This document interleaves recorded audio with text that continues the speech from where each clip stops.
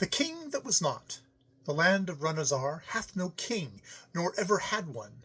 And this is the law of the land of Runazar, that, seeing that it hath never had a king, it shall not have one for ever.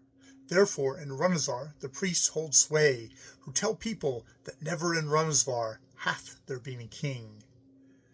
Althazar, king of Runazar, and lord of all lands near by, commanded for the closer knowledge of the gods, that their image should be carven in Runazar, and in all lands near by.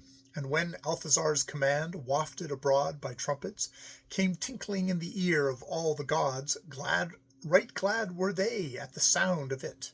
Therefore men quarried marble from the earth, and sculptors busied themselves in Runazar to obey the edict of the king.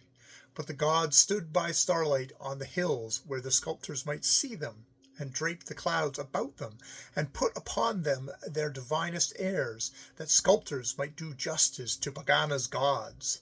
Then the gods strode back into Pegāna, and the sculptors hammered and wrought, and there came a day when the master of sculptors took audience of the king, saying, Althazar, king of Runazar, high lord moreover of all the lands near by, and to whom be the gods benign, humbly we have completed the image of all such gods as were in thine edict named.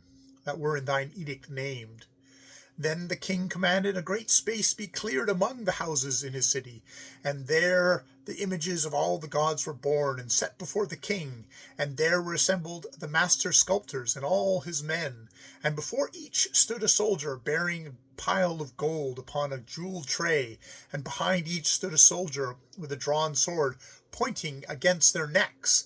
And the king looked upon the images, and lo, they stood as the gods with the clouds all draped about them, making the sign of the gods. But their bodies were those of men, and lo, their faces were very like the king's, and their beards were as the king's beard. And the king said, These be indeed Pegāna's gods. And the soldiers that stood before the sculptors were caused to present them to the piles of gold, and the soldiers that stood behind the sculptures were caused to sheathe their swords. And the people shouted, These be indeed Pegāna's gods, whose faces are permitted to see by the will of Althazar the king, to whom be the gods benign. The heralds were sent abroad through the cities of Runazar and all the lands nearby, proclaiming of the images, These be Pegāna's gods. But up in Pegāna the gods howled with wrath, and Mung leapt forward to make the sign of Mung against Althazar the king. But the gods laid their hands upon his shoulder, saying, Slay him not, for it is not enough that Althazar shall die, who hath made the faces of the god be like the faces of men, but he must not ever have been. Then said the gods, Spake we of Althazar, a king? And the gods said, Nay, we spake not. And the gods said, Dreamed we of one Althazar? And the gods said, Nay, we dreamed not. But in the royal palace of Runazar, Althazar, passing suddenly out of the remembrance of the gods, became no longer a thing that was or had ever been. And by the throne of Althazar lay a robe, and near it lay a crown. And the priests of the gods entered his palace, and made it a temple of the gods. And the people coming to worship said, Whose was this robe, and to what purpose is this crown?